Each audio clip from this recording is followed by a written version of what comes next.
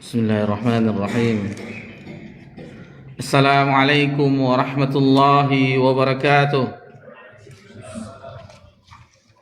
Innal hamdalillah nahmaduhu wa nasta'inuhu wa nastaghfiruh wa na'udzu billahi min shururi anfusina wa min sayyiati a'malina. May yahdihillahu fala mudilla lahu wa may yudlil fala hadiya lahu. Asyhadu an la ilaha illallah wahdahu la syarika lah wa asyhadu anna Muhammadan abduhu wa rasuluh sallallahu alaihi wa ala alihi wa man sara ala nahjihi wa tamassaka bi sunnatihi ila yaumiddin wa salaman tasliman katsira.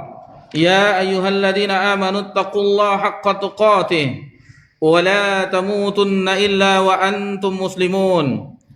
يا أيها الناس اتقوا ربكم الذي خلقكم من نفس واحدة وخلق منها زوجها وبث منهما رجالا كثيرا ونساء واتقوا الله الذي تساءلون به والأرحام إن الله كان عليكم رقيبا. يا أيها الذين آمنوا اتقوا الله وقولوا قولا سديدا يصلح لكم أعمالكم ويغفر لكم ذنوبكم ومن يطع الله ورسوله فقد فاز فوزا عظيما. أما بعد فإن أصدق الحديث كتاب الله وخير الهدي هدي محمد صلى الله عليه وسلم وشر الأمور محدثاتها وكل محدثة بدعة وكل بدعة ضلالة وكل ضلالة في النار.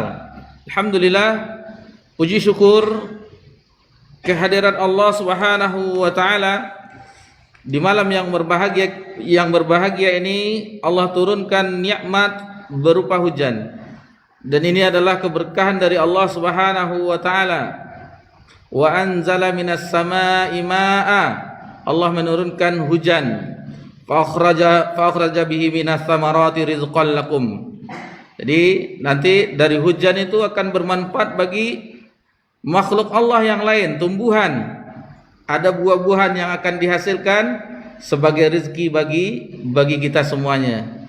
Jadi jangan sampai kita mencela hujan karena ada suatu kegiatan, mau sholat fardu berjamaah atau mau ikut kajian, hendaklah kita mendoakan Allahumma shayyiban nafi'ah.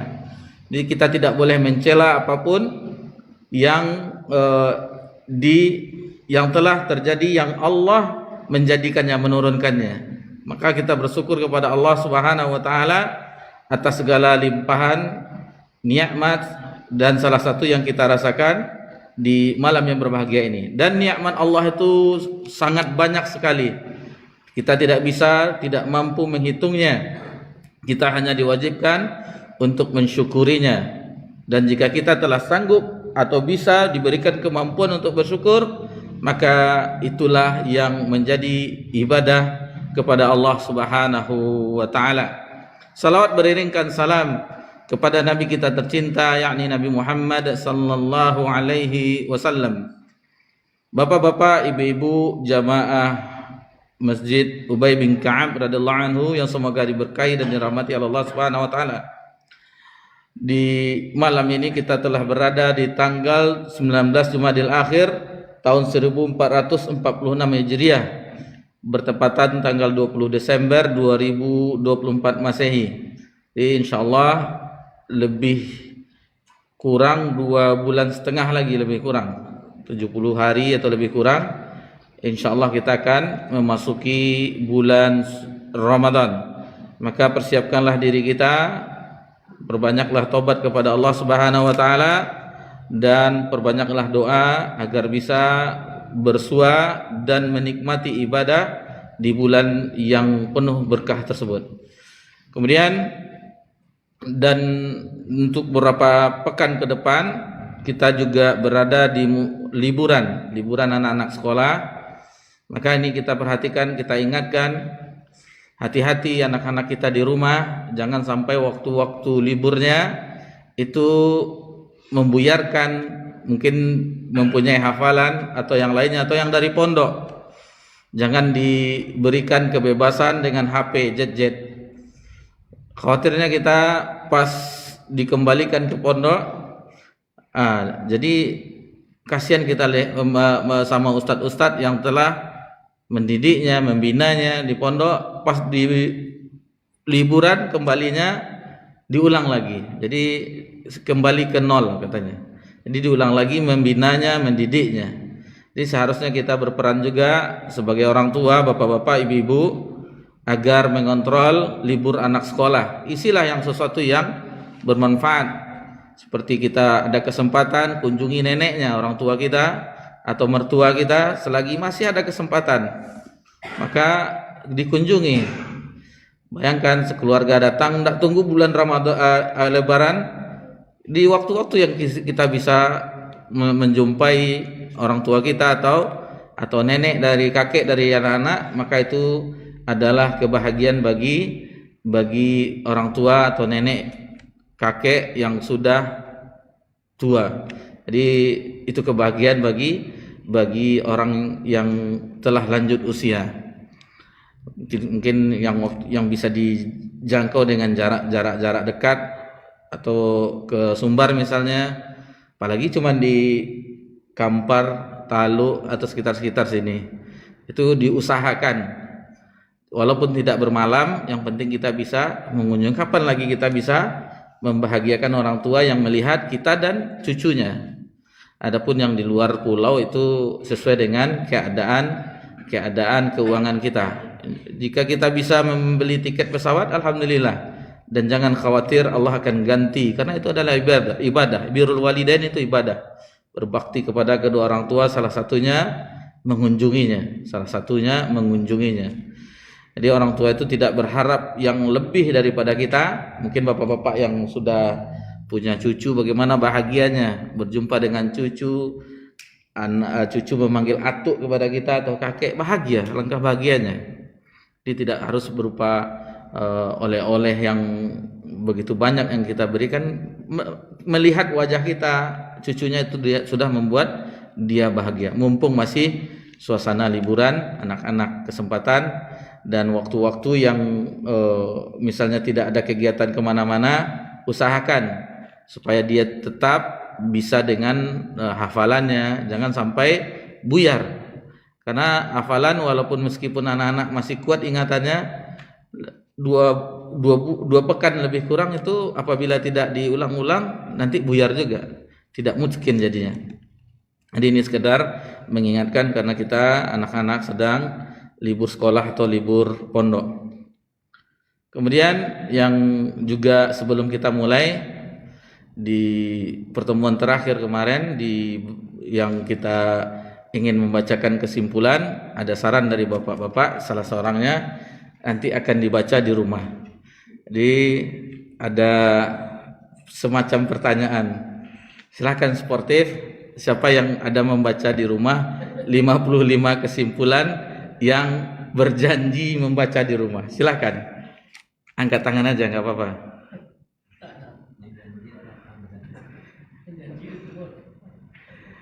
Nggak apa-apa, diangkat, nggak harus itu, nggak, istilahnya bukan apa. Bagi yang ada atau bapak yang ngusulkan kemarin, ada dibaca di rumah pak? Ada, Buya ada? Ada? Ada? Atau ibu-ibu ada enggak? Coba. Usman, ada ibu-ibu di belakang yang baca enggak? Coba tahu? Tanya aja. Ada ibu-ibu? Enggak ada. Enggak ada. Inilah dibaca di rumah aja Ustaz katanya. biar mudah-mudahan yang 4 kali pertemuan itu kita bisa pahami, karena alhamdulillah kita di malam ini insyaallah pertemuan yang ke-8. Adapun di bab yang ke-4 kemarin itu 4 kali pertemuan kita membahasnya. Mudah-mudahan dengan 4 kali pertemuan itu ada yang nempel satu-satu.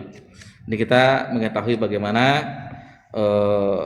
hujjah, dalil-dalil manhaj salaf itu sebagai hujjah. Taib. Sebelum kita memulai juga Gini minta tolonglah membacakan apa yang telah kita pelajari. Saya membaca Buya yang laki. Minta tolong Buya. Ndak kesimpulan nak ujian dah. Kau ujian lo model anak-anak sekolah. Halaman 3 boleh Buya? 13. Halaman 13.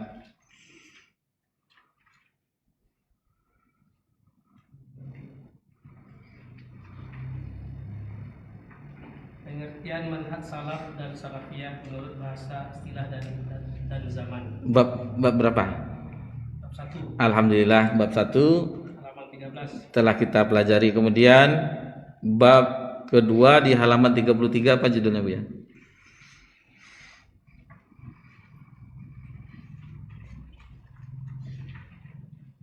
Nama-nama lain dari salaf atau salafiyah. Nah, halaman 33. Alhamdulillah itu sudah juga sama-sama kita pelajari di pertemuan sebelumnya, yang pertemuan kedua. Jadi satu bab satu kali pertemuan. Lalu di bab yang ketiga Bu ya, halaman 41. Bab ketiga keutamaan salafus soleh, halaman 41. Keutamaan salafus soleh. Itu yang kemudian bab yang keempat. Dalil-dalil bahwa manhaj salaf sebagai hujah yang wajib diikuti oleh kaum muslimin. Jadi yang bab pertama kita satu kali pertemuan, bab kedua satu kali pertemuan, bab ketiga itu satu kali pertemuan, dan bab yang keempat dalil-dalil itu karena halamannya banyak, dalilnya banyak, 23 dari Al-Quran Al-Karim, 22 dari hadis Nabi SAW, 7 dari perkataan sahabat, dan selebihnya lebih kurang berapa, 67 ya. Itu dalil-dalil yang menjelaskan wajib mengikuti manhaj salaf. Itu sudah jelas, sudah terang bagi kita bahwasanya ini bukan ajakan dari yang menulis ini, bukan rahimallahu taala, tetapi itu Al-Qur'an, hadis, ungkapan para sahabat dan ungkapan dari ulama-ulama terdahulu. Bukan ulama di zaman ini, tapi ulama tahun 200 Hijriah seperti Imam Syafi'i, itu yang mengungkapkan agar berakidah dengan akidah salaf, akidah sahabat. Jadi kalau kita katakan salaf, sebagian orang akan mengkonotasikan salafi, salah fikir, salafi, wahabi, begini, tidak. Tapi kita katakan salaf adalah sahabat. Kita jelaskan kepada mereka. Apakah engkau menganggap salaf Umar, Abu Bakar, Umar, Utsman dan yang lainnya seperti yang Anda perkirakan? Kita jelaskan kepada mereka. Kalau salafi kami yang dikatakan tidak masalah, tapi ini adalah para sahabat radhiyallahu anhum ajmain, dan kita meniti jalan mereka yang mereka telah menempuh jalan untuk menuju Allah Subhanahu wa taala. Nah, jadi tadi Buya terniat ngasih hadiah kepada orang yang apa kan di antara kita yang baca di rumah, karena Buya sudah membantu baca, nah dapat hadiah Buya. Nah, yang penting ada Buya. Tapi tidak diamanahkan baca semua. Tapi kalau baca semua alhamdulillah. Barakallahu fikum. Itu sekedar hadiah karena Nabi mengatakan tahadu tahabu, saling memberi hadiahlah supaya saling mencintai. Jadi tidak seberapa. Jadi bapak-bapak atau ibu-ibu yang ikhwan dan akhwat yang tidak dapat, seperti ada yang rezeki berbeda-beda. Rezeki kita yang berbeda-beda. Jadi ini rezeki seharusnya niatnya bagi yang membaca di rumah kesimpulan 55 kesimpulan. Ternyata qadarullah masyafa'al, tidak ada, mungkin ada tapi malu nunjuk tangan, akhirnya itu jatuh kepada tangan Buya. Alhamdulillah. Baik. Kita memohon taufik dari Allah Subhanahu wa taala memasuki bab yang baru, bab yang kelima di halaman 163. Bagi yang ada buku yang cetakannya sama, atau kalau di beda halaman ya, cetakan lama, beda halaman.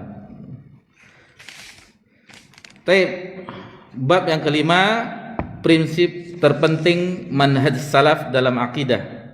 Ini ada 7 prinsip yang dijelaskan oleh muallif rahimallahu taala, tapi kita tidak selesaikan mungkin ketujuhnya. cukup panjang juga karena mungkin waktu ba'da isya ada yang kegiatan lagi, kita ada yang tahsin seberapa saja. Jadi kita tidak tidak membahas semuanya, berapa sempat di kesempatan ini, itulah yang bisa kita pelajari. Yang pertama prinsip terpenting dari manhaj salaf. Sumber akidah adalah kitabullah. Sumber akidah adalah kitabullah, firman Allah, Al-Qur'anul Karim, sunnah Rasulullah sallallahu alaihi wasallam yang sahih. Disebut sini yang sahih karena kalau kita belajar ilmu hadis, hadis itu ada yang sahih derajatnya, ada yang hasan, ada yang dhaif, ada yang maudhu', ada yang palsu, ada yang lemah. Di sini disebutkan yang sahih. Adapun masalah hasan itu termasuk derajat sahih, cuman kekuatannya di bawah sahih sedikit. Di awalnya dahulu hadis itu hanya dua hukumnya, kalau tidak sahih, dhaif. Kemudian di zaman Imam Tirmizi meneliti. Kata Imam Tirmizi, Abu Isa Tirmizi rahimahullah taala, ternyata di sanad dan ditimbang dari ilmu hadis ini mendekati sahih. Nah, jadi beliaulah yang pertama mengistilahkan hasan. Jadi hasan antara dhaif dan sahih, dan dia mendekat kepada sahih. Nah, jadi istilah sahih, hasan, sehingga hasan itu bisa untuk menjadi hujjah. Ya, hadisnya hasan, kalau kita perhatikan takhrij hadis, penelitian hadis ini hasan li ghairihi, hasan li zatihi, dan itu ada di ilmu mustalah hadis, istilah-istilah hadis. Baik. Kemudian yang ketiga ijma' salafus saleh. Dan kita mengetahui siapa salafus saleh, generasi awal dari umat ini. Jadi itu sumber prinsip dari terpenting dari manhaj salaf itu tadi, sumbernya itu Al-Qur'anul Karim, kitabullah, sunnah Nabi SAW yang sahih, kemudian ijma' salafus saleh. Itu prinsip yang pertama. Dan kita mengetahui bahwasanya akidah itu membahas yang gaib. Pernah kita singgung sebelumnya. Jadi panca indera kita tidak sanggup untuk mencernanya, untuk memahaminya. Itu butuh wahyu untuk menjelaskannya. Yang sumbernya kita sebutkan tadi Al-Quran, sunnah Nabi sallallahu alaihi wasallam yang sahih, kemudian ijma' salafus saleh, generasi awal atau ulama terdahulu dari kalangan sahabat Nabi radhiyallahu anhum ajma'in. Ijma' mereka kita sudah jelaskan maksum.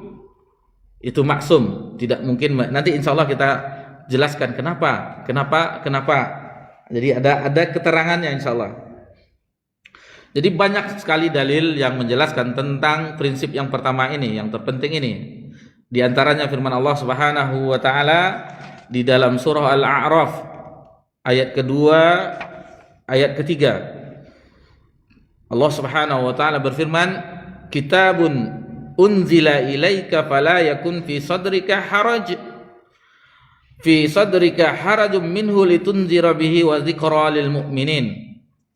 Jadi kitab yang diturunkan kepada engkau, maksudnya kepada Nabi Muhammad sallallahu alaihi wasallam, maka janganlah engkau sesak dada karenanya, agar engkau memberi peringatan dengan kitab itu dan menjadi pelajaran wa dzikra lil mu'minin, menjadi pengingat, pelajaran bagi orang-orang yang beriman. Ittabi'u ma unzila ilaikum mir rabbikum. Ikutilah apa yang telah diturunkan kepadamu dari Rabbmu. Wala tattabi'u min dunihi awliya. Dan jangan ikuti selain Allah Subhanahu wa taala, selain Allah yang menjadi aulia, menjadi pemimpin. Jadi jangan diikuti. Yang diikuti yang telah Allah turunkan kepada kita. Qalilam ma tadhakkarun. Dan sedikit sekali orang mengambil pelajaran. Sedikit sekali orang yang mengambil pelajaran. Jadi sudah jelas nasnya untuk mengikuti apa yang Allah turunkan, kitabullah. Jangan ikuti selain itu. Ini maksudnya untuk menjelaskan. Nanti untuk hadisnya ada lagi keterangannya insyaallah. Kemudian Allah Subhanahu wa taala berfirman dalam surah Al-Hasyr ayat ke-7, "Wa ma atakumur rasulu fakhuzuhu." Jadi apa-apa yang datang dari Rasul maka ambillah, terimalah. Wa ma nahakum anhu fantahu, dan apa-apa yang dilarangnya maka tinggalkanlah. Itu dari hadis Nabi SAW keterangannya. Jadi apa yang datang dari Nabi maka kita ambil, itu kita jadikan itu sebagai amalan kita jadikan itu sebagai ketaatan kita. Dan apabila itu larangan dari Nabi SAW maka kita tinggalkan. Jadi jelas penjelasan dari manhaj salaf ini, jelas, terang, seterangnya cahaya matahari yang tidak ada mendungnya. Bayangkan, jelas. Jadi terkadang orang-orang yang ingin menjauhkan diberilah lakop-lakop, gelar-gelar yang agar orang tidak mau mempelajari agama Allah yang hak. Diberikan, disematkan begini-begini, difitnah dengan dusta, tuduhan-tuduhan. Tidak. Kalau mereka mempelajari, mereka menyesal apa yang telah mereka tuduhkan tersebut. Ini jelas. Kita mengajak kepada Allah Subhanahu wa taala, beribadah kepada Allah Subhanahu wa taala, mentauhidkan Allah Subhanahu wa taala, menjauhi segala kesyirikan. Itu kita ajak. Kita tidak mengajak umat kepada organisasi kita, kelompok kita, partai kita. Tidak. Ini sudah jelas bagaimana dakwah atau akidah salaf ini.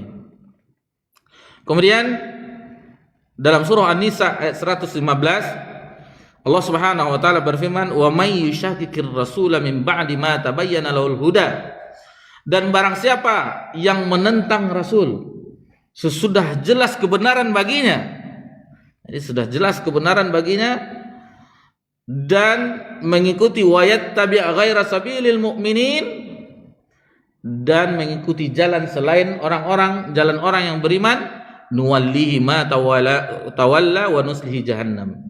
Maka kata Allah Subhanahu wa taala, kami biarkan ia leluasa terhadap kesesatan. Allah biarkan dia dalam kesesatannya dan nanti akan dimasukkan ke dalam neraka jahannam, wasa'at masira, dan itulah seburuk-buruk tempat kembali. Jadi di sini jelas ketika ayat ini turun, yang beriman ketika itu adalah para sahabat. Jadi sabilil mukminin di sini adalah jalannya orang beriman, yaitu jalan sahabat.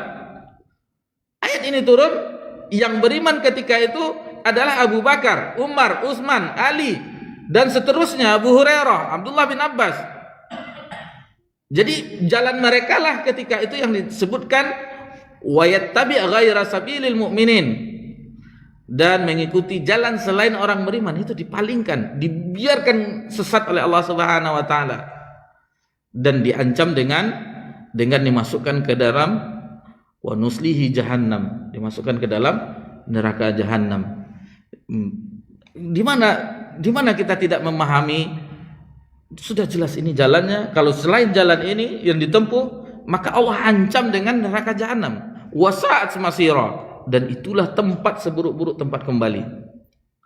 Jelas Allah menjelaskan kepada kita firman-Nya, dan tidak butuh penafsiran yang mendalam, karena Al-Qur'anul Karim itu asalnya itu mudah dipahami. Yang paling banyak ayat itu yang mudah dipahami, itu dasarnya. Perhatikan, qul huwallahu ahad, katakanlah Allah itu esa, kan mudah dipahami. Nah, kemudian ada ayat itu yang butuh ulama yang memahaminya, ada tingkatannya, karena ada ayat yang muhkam, ada yang mutasyabihat. Nah, kemudian hanya Allah yang mengetahuinya. Ada ayat di dalam Al-Qur'anul Karim ulama tidak mengetahui, orang umum apalagi, hanya Allah yang mengetahuinya. Kadang kalau kita lihat terjemahan alif lam mim, hanya Allah yang mengetahui maksudnya. Enggak sampai ulama pun tidak mengetahui apa maksudnya. Cuman dijelaskan oleh Hafiz Ibnu Katsir, itu semacam huruf-huruf terputus untuk mengambil perhatian orang-orang Arab, karena orang Arab tidak biasa dengan dimulai dengan panggilan-panggilan seperti itu, dimulai dengan huruf-huruf yang terputus tersebut.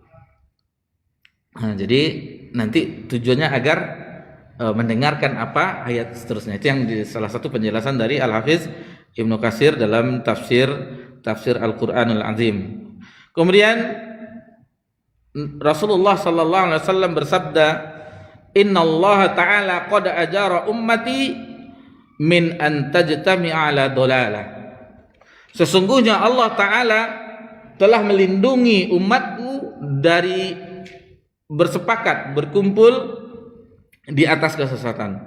Jadi Allah melindungi, tidak mungkin para sahabat itu berbohong, dia ijma' mereka berbohong. Sementara kita telah pelajari ungkapan dari Abdullah bin Mas'ud, apa yang dianggap baik oleh sahabat, maksudnya kelompok mereka, para sahabat, itu baik di sisi Allah. Dan apa yang dianggap buruk, keburukan bagi para sahabat radhiyallahu anhum, itu buruk di sisi Allah Subhanahu wa taala. Jadi konferensi atau kesepakatan mereka, ijma' mereka, itu bukan di dalam kesesatan. Seandainya itu kesesatan, maka akan dibantah oleh yang mengetahuinya.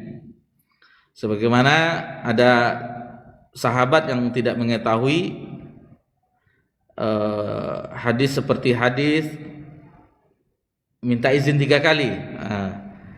Sampai Umar pun tidak mengetahuinya. Maka Umar pun bertanya, apakah benar seandainya 3 kali orang mengucapkan salam tidak ada jawaban, kita kembali? Lalu dikumpulkan sahabat bertanya, iya, sesungguhnya kami mendengar begini-gini. Jadi dari generasi sahabat ada juga sahabat sekali berumar pun tidak mengetahui hadis itu sebelum dikhabarkan oleh sahabat yang lainnya. Apalagi kita di zaman ini yang tidak sibuk dengan ilmu, yang tidak duduk di samping Nabi sallallahu alaihi wasallam. Jadi tentu hadis yang sangat banyak itu banyak yang tidak kita ketahui. Taib. Imam Az-Zuhri yang wafat tahun 124 Hijriah, Ibnu Shihab Az-Zuhri, salah seorang perawi hadis yang thiqah, dan Imam Bukhari menjadikan beliau dari perawi matan, dari sanad, rantai sanad sahih beliau. Beliau mengatakan risalah itu dari Allah. Jadi risalah itu dari Allah. Kewajiban Rasul sallallahu alaihi wasallam menyampaikan, dan kewajiban kita umat Nabi sallallahu alaihi wasallam adalah taslim, menerima. Di syariat itu, risalah itu dari Rabbul Alamin, kewajiban Nabi sallallahu alaihi wasallam menyampaikan dan kita taslim, menerima. Itu dia. Apakah kita mau menerima apa yang Allah turunkan, yang telah Nabi SAW sampaikan? Itu terserah kita masing-masing. Tidak ada paksaan. La ikraha fid din. Tidak ada paksaan. Mau bahagia, ikutilah. Kalau mau sengsara, ya jangan lakukan. Tidak ada paksaan. Itu tergantung keimanan kita. Kalau iman seseorang itu benar, otomatis dia akan mengikutinya. Yang kedua, prinsip terpenting manhaj salaf dalam akidah. Yang kedua, prinsip yang kedua, menjadikan sunnah yang sahih sebagai hujjah yang mutlak. Menjadikan sunnah yang sahih sebagai hujjah yang mutlak. Setiap sunnah yang sahih berasal dari Rasulullah sallallahu alaihi wasallam wajib diterima walaupun sifatnya ahad.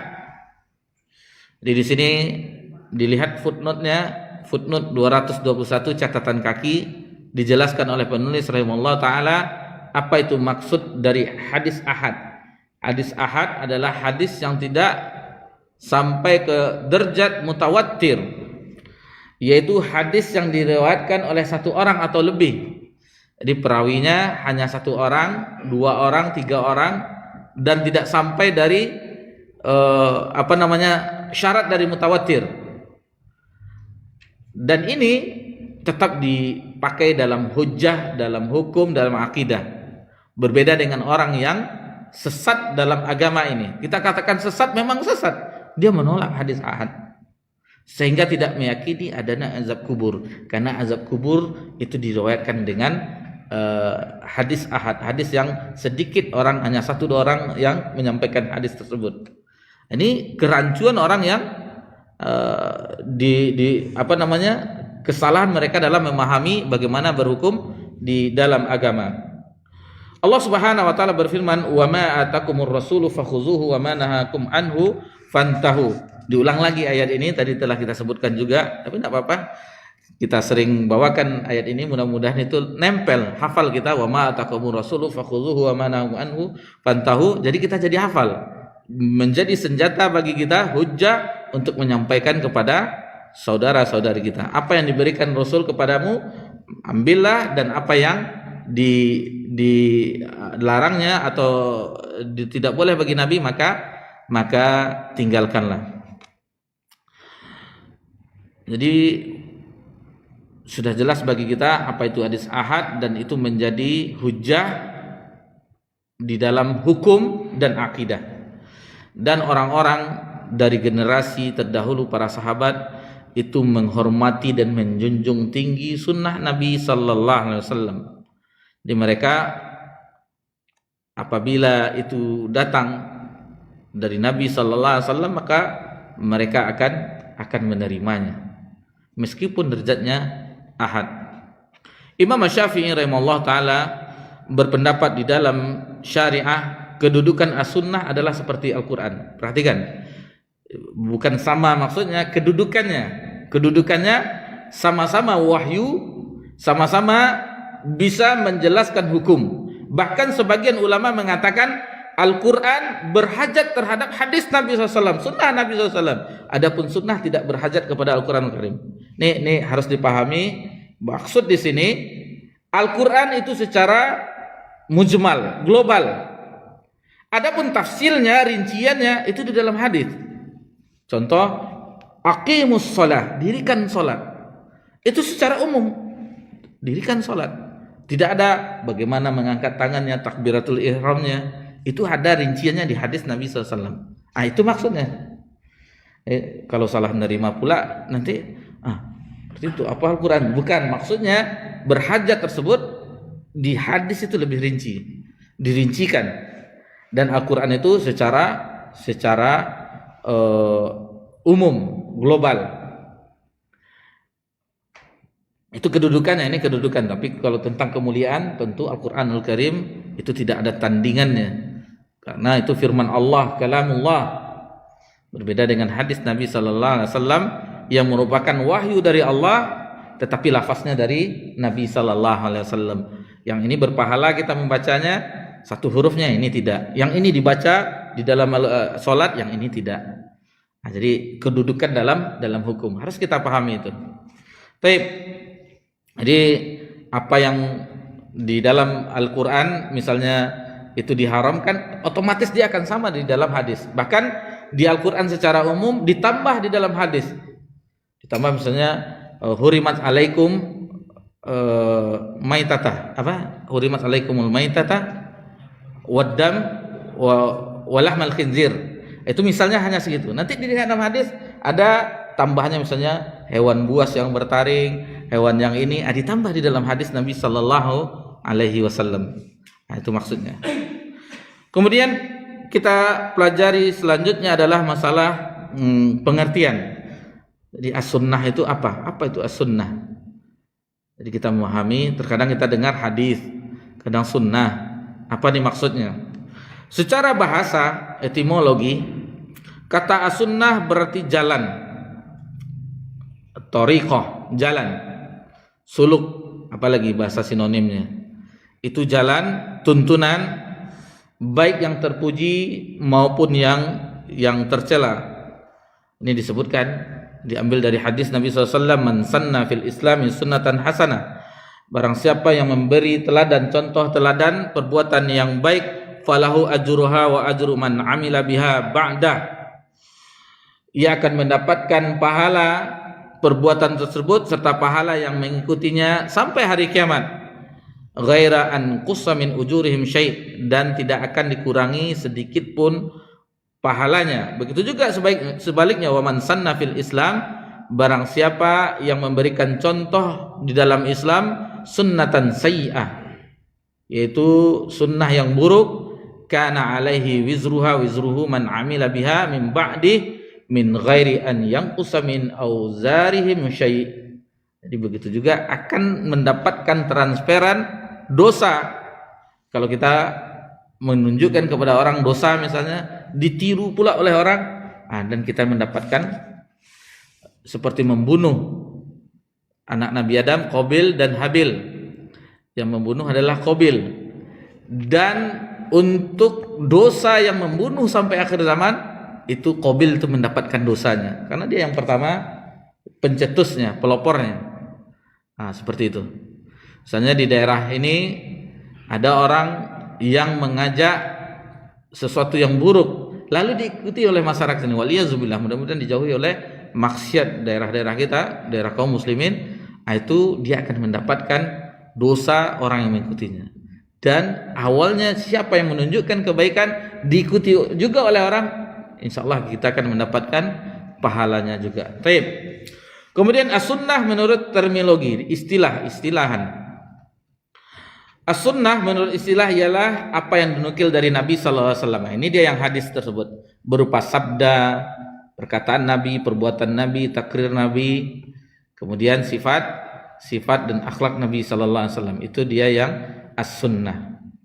Itu dia didefinisikan dengan hadis. Sebenarnya as-sunnah itu kalau di dalam belajar akidah yang lainnya, ini bukan sekedar hadis saja, tetapi as-sunnah itu seluruhnya yang Nabi mendakwahkannya, yang Nabi mengamalkannya, dan itulah Islam. Sehingga Imam Al-Barbahari dalam Syarhus Sunnah, Islam itu sunnah dan sunnah itu Islam. Itu maksudnya. Jadi Islam itu dijabarkan oleh Nabi SAW, dipraktekkan oleh Nabi SAW. Itu dia sunnah itu. Dan Nabi mengamalkan apa? Islam itu. Jadi Imam Barbahari tidak memisahkan antara Islam dan sunnah. Itulah pemahaman yang menjelaskan kepada kita. Jadi ada orang yang Islam, dia tidak sunnah karena tidak ada contohnya dari Nabi Sallallahu Alaihi Wasallam. Taib. Secara umum as-sunnah adalah wahyu yang dijaga oleh Allah Ta'ala. Dari sisi lafaznya, maka as-sunnah disandarkan kepada Nabi Sallallahu Alaihi Wasallam. Sedangkan dari sisi maknanya, as-sunnah itu berasal dari sisi Allah Subhanahu Wa Ta'ala melalui perantaraan malaikat Jibril alaihi salam. Terkadang ada juga wahyu itu di dalam yang terbetik dalam hati Nabi SAW. Terkadang ada lewat mimpi. Dan bukan hanya mimpi Nabi, kadang mimpi sahabat, seperti syariat azan pertamanya itu dikumpulkan oleh Nabi SAW karena sudah banyak yang masuk Islam di Madinah. Ada yang berpendapat begini, ya Rasulullah, kita ada lonceng, tidak, itu seperti orang Nasrani. Atau trompet lah ya Rasulullah, tidak, itu seperti orang Yahudi. Atau kita buat api unggun, oh tidak, itu orang Majusi. Lalu ada salah seorang sahabat, Abdullah bin Zaid, ya kalau tidak salah Abdullah bin Zaid, dia bermimpi. Kan diterima mimpi dari sahabat, dan kata Nabi SAW, ajarkanlah kepada Bilal, yang azan kita dengar, yang kita ketahui di zaman ini. Ya, memang azan Bilal sekarang. Kita azan dulu, insyaallah setelah azan kita lanjutkan, insyaallah. Ada.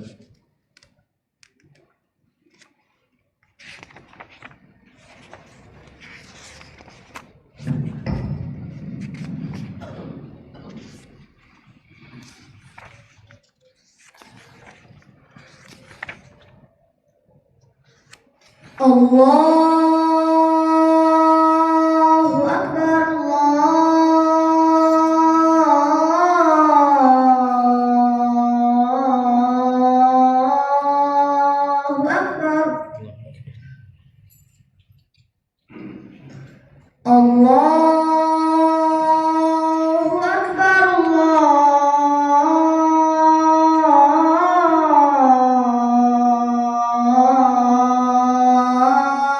Allahu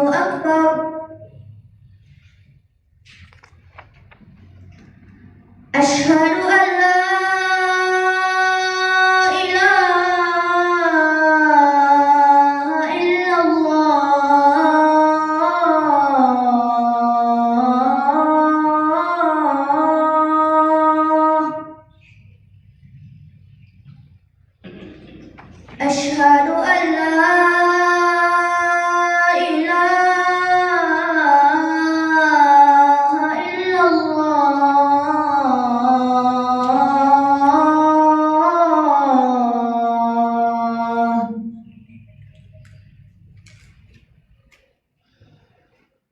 أشهد أن محمدا رسول الله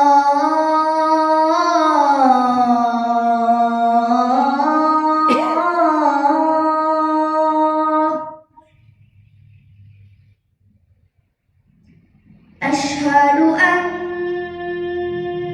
محمدا رسول الله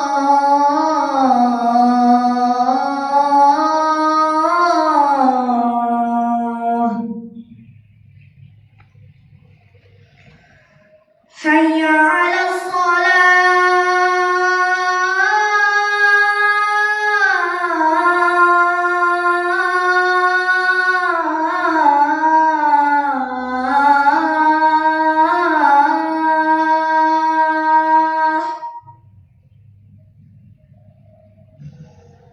حي على الصلاة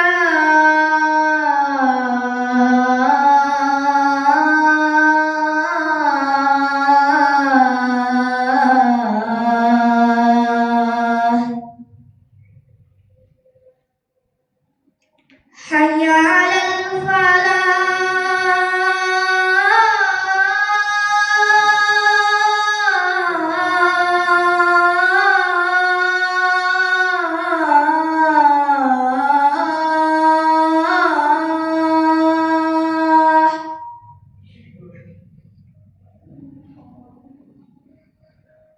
حي على الفلاح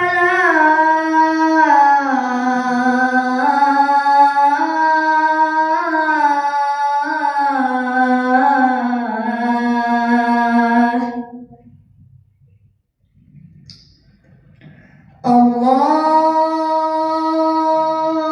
أكبر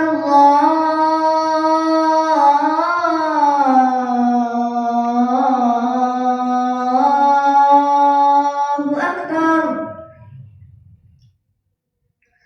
لا إله إلا الله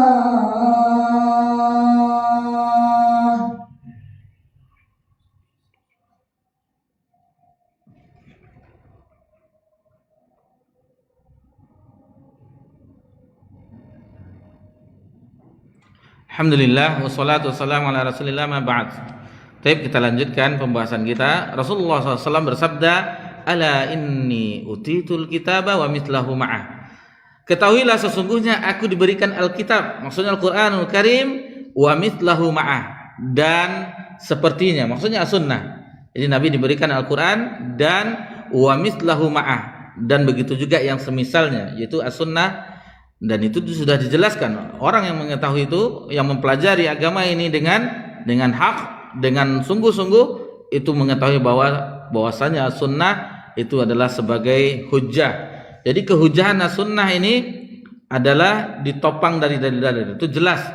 Yang pertama firman Allah Subhanahu wa taala dalam surah An-Nisa ayat 59, ya ayyuhallazina amanu atiiullah wa atiiur rasul. Perhatikan, wahai orang beriman, dipanggil orang beriman, taatilah Allah.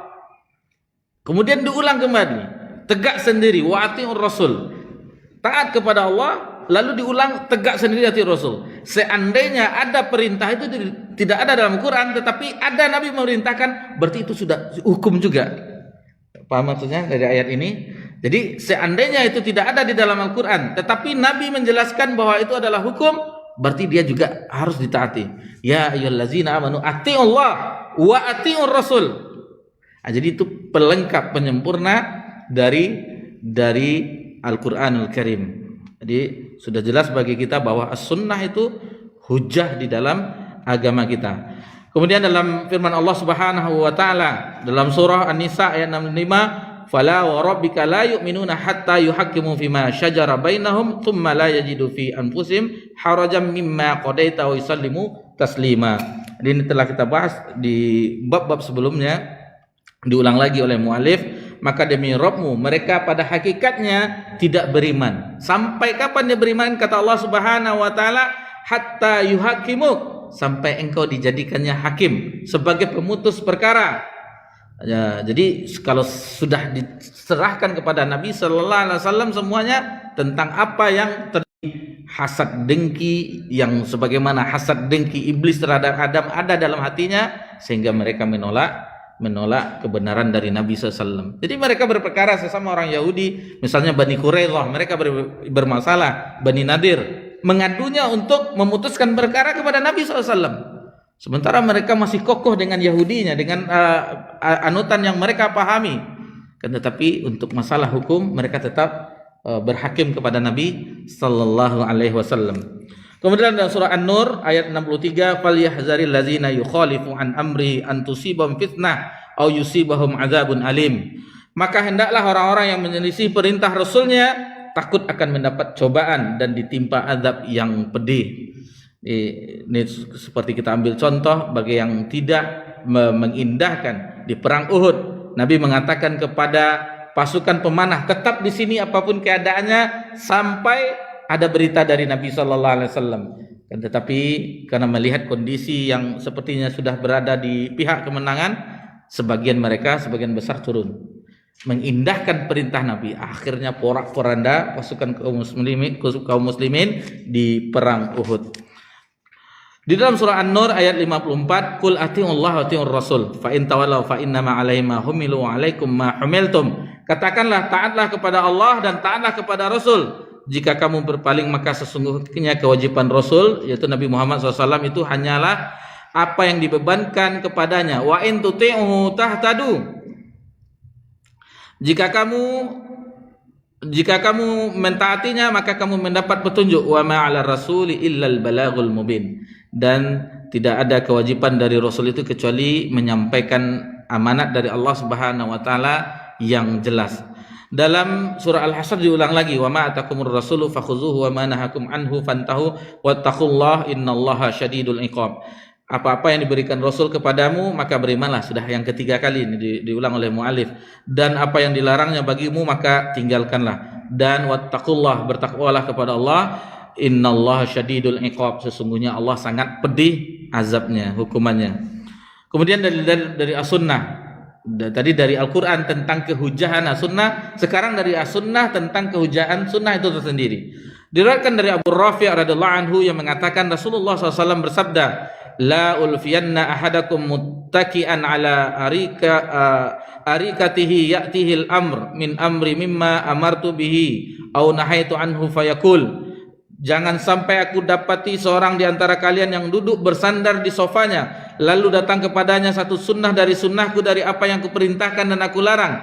Lalu ia katakan, la nadri ma wajadna fi kitabillah taba'na. Jadi dia mengatakan, yang kami dapati dalam kitabullah itulah yang kami ikuti, yang tidak kami dapati maka itu tidak kami ikuti. Jadi dia seolah-olah ini menolak sunnah Nabi sallallahu alaihi wasallam. Jadi orang dikatakan ini orang Al-Qur'aniyun, hanya dengan Al-Qur'an saja. Itu tidak dibenarkan di dalam agama kita. Jadi tidak ada dalam Al-Qur'an, tidak usah. Tidak, cukup di dalam Al-Qur'an saja. Jadi membuang hadis Nabi sallallahu alaihi wasallam, dan itu dicela di dalam agama kita. Dari Abu Hurairah radhiyallahu anhu bahwasanya Rasulullah sallallahu alaihi wasallam bersabda, kullu ummati yadkhulunal jannah. Setiap umatku akan masuk surga, kata Nabi SAW, illa man aba, kecuali bagi yang enggan.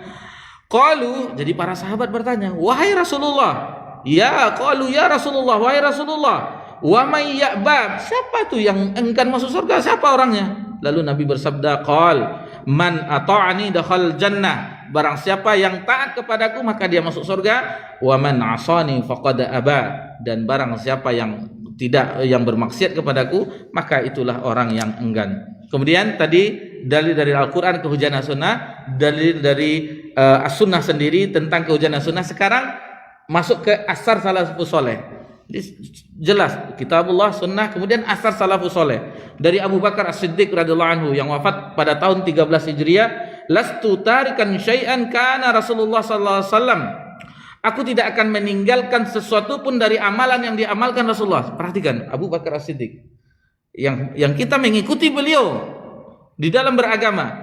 Aku tidak akan meninggalkan sesuatu pun dari amalan yang diamalkan oleh Rasulullah SAW. Itu harus kita tanamkan.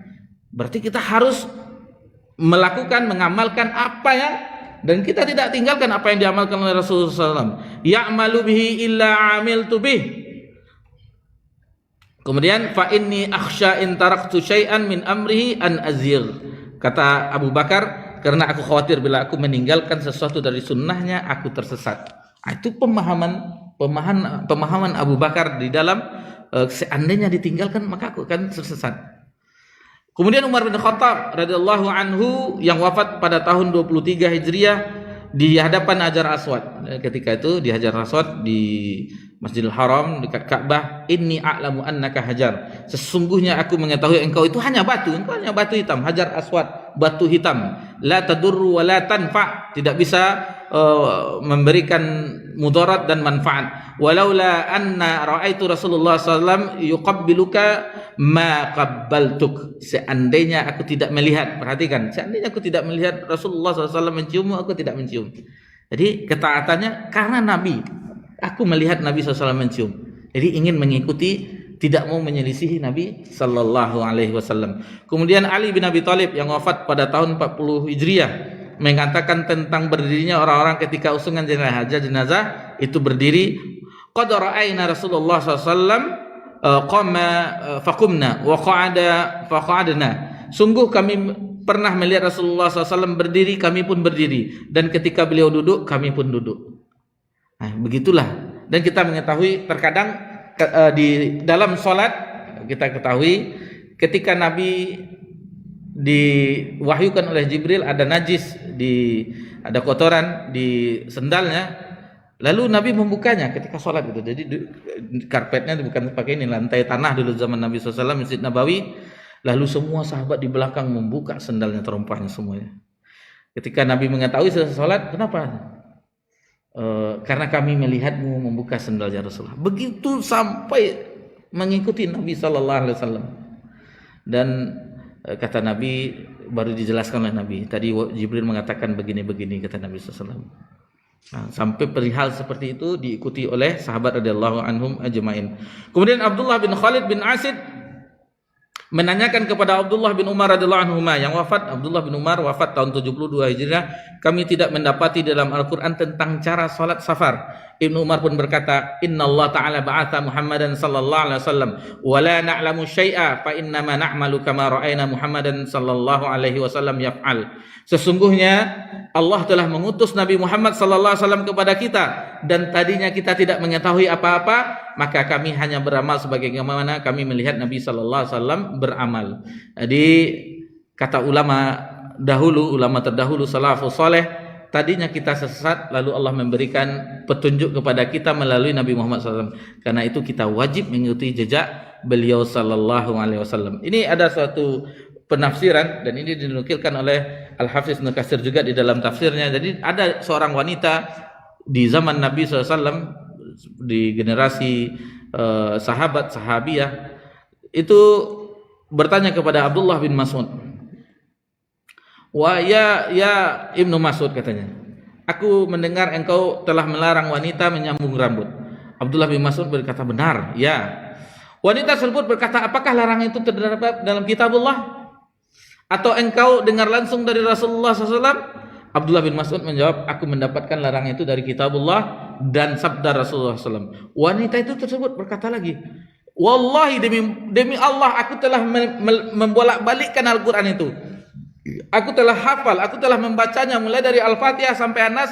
Tidak aku jumpai ayat yang melarang bahwasanya wanita dilarang menyambung rambut. Tidak aku jumpai, kata wanita itu.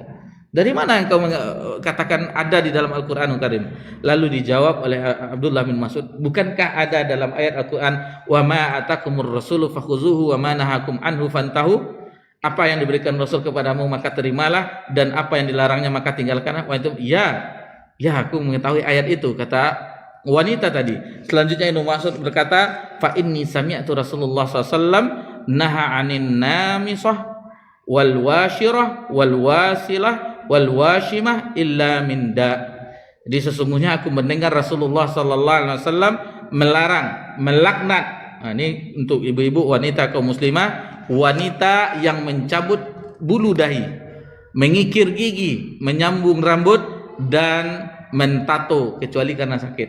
Jadi tato itu dahulu tuh untuk perempuan dan sekarang untuk preman. Nah, jadi kalau ada orang bertato, ini kalau di zaman jahiliyah Arab dulu itu perempuan yang ditato. Nah, inilah. Dan kalau menyanyi biduan dahulu itu perempuan, bernyanyi melenggak-lenggok sambil minum khamar. Sekarang laki-laki yang menyanyi-nyanyi lenggak-lenggok di panggung. Lemah gemulai. Dan itu disukai oleh ini keluhan ustaz dan ustazah, itu santriwati yang akhwat itu menyukai orang-orang Korea ini. Dan orang sudah mengatakan, ini ibu-ibu, akhwat perhatikan, ini hobi juga nonton drakor. Waliyazubillah. Ini bahaya, ini fitnah. Bagaimana? Kadang-kadang dia bernyanyi, manggung, lecet kakinya, aduh, ada itu yang lemah gemulai. Kemudian pembahasan selanjutnya, hadis ahad adalah hujjah dalam akidah dan ahkam. Ini bersumber dari firman Allah, wa ma atakumur rasulu fakhuzu wa ma nahakum, diulang lagi. Kita ambil tadi as-sunnah secara umum yang sahih, sekarang hadis ahad dijelaskan. Dalilnya dalam Al-Qur'anul Karim untuk masalah hadis ahad lagi. Tadi hadis sahih as-sunnah secara umum, sekarang hadis ahad secara khusus. Dalilnya, wa ma kana al-mu'minina liyanfiru kafah falaula nafara min kulli firqatin minhum ta'ifatun liyatafaqahu fid din wa liyunzira qaumahum idza raja'u ilaihim la'allahum yahzarun. Dan tidak sepatutnya orang-orang mukmin itu semuanya pergi perang. Hendaklah sebagian mereka untuk tinggal dalam rangka untuk liyatafaqahu fid din, untuk mempelajari agama Allah Subhanahu wa taala. Tujuannya untuk mengingatkan kaum, liyunzira qaumahum idza raja'u ilaihim, jika kembali orang yang berperang tadi, la'allahum yahzarun. Jadi ini salah satu dalil bahwasanya menuntut ilmu itu sama dengan jihad di jalan Allah. Syekh Muhammad bin Shalih Al-Utsaimin rahimahullah taala atau yang lainnya, Syekh Utsaimin atau yang lain, ada ungkapan dari ulama kita bahwasanya siapa yang mengatakan menuntut ilmu itu bukan jihad, maka telah goncang pikirannya. Dari sini ada kewajiban orang yang pergi berjihad dan ada sebagian untuk belajar agama. Berarti sama posisinya. Ini jihad dengan pedang, ini jihad dengan lisan atau dengan kalam, dengan pena, dengan tulisan. Kemudian